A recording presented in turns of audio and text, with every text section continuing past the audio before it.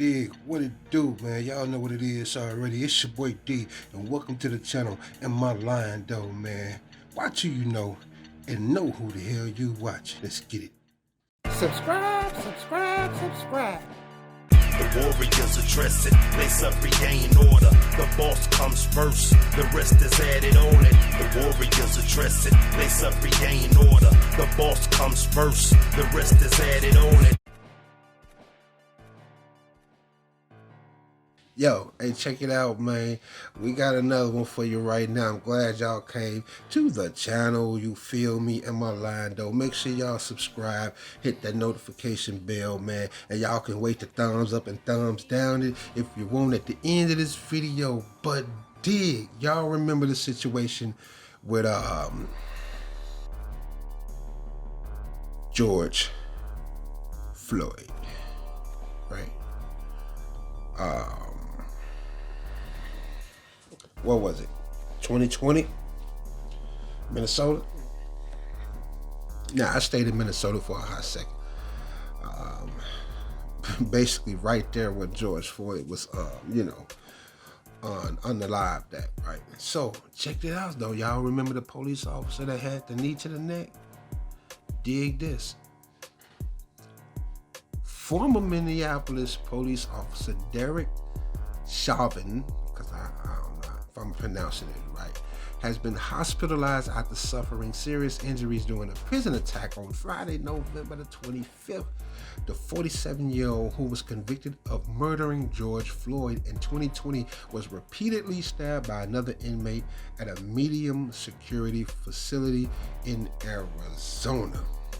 Now, I don't understand how the hell he got to Arizona in the first place unless he's in the Fed joint.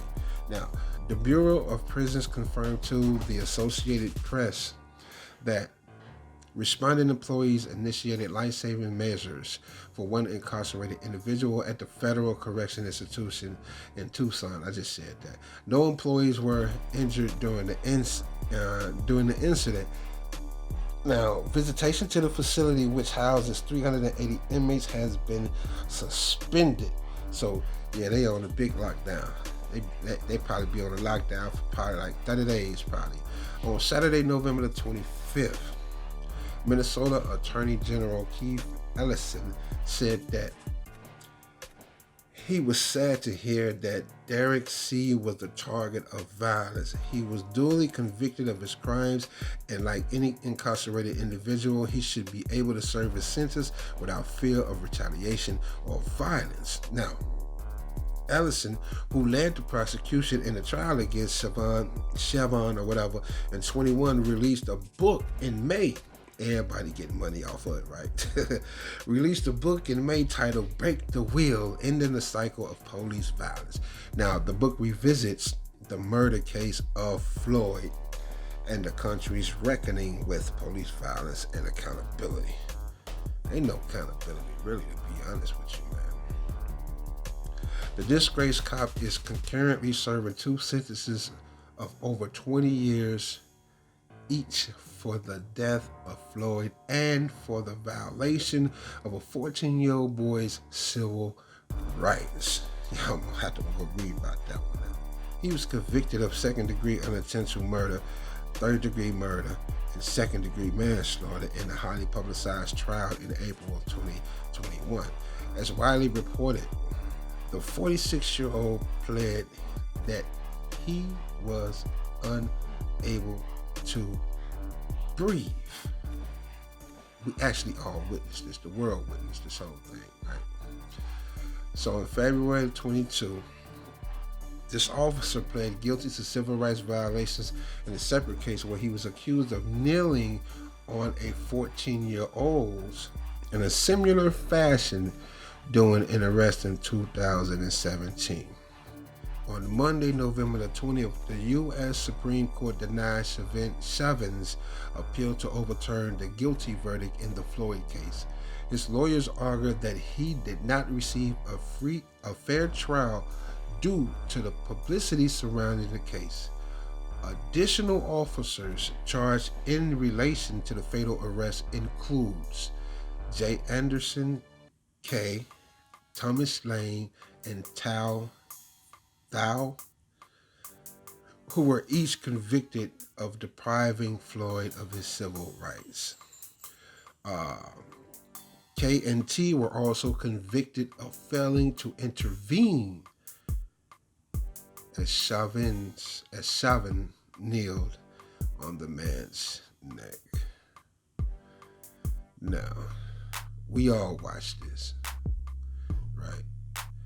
I stayed like maybe 30 seconds from where that happened. Well, I didn't live there, at the time that it happened. This was back in like 2008 or something like that. I was in Minneapolis. I stayed on Park Avenue in Lake, right? So the world watched this. And we also found out that these two guys had history,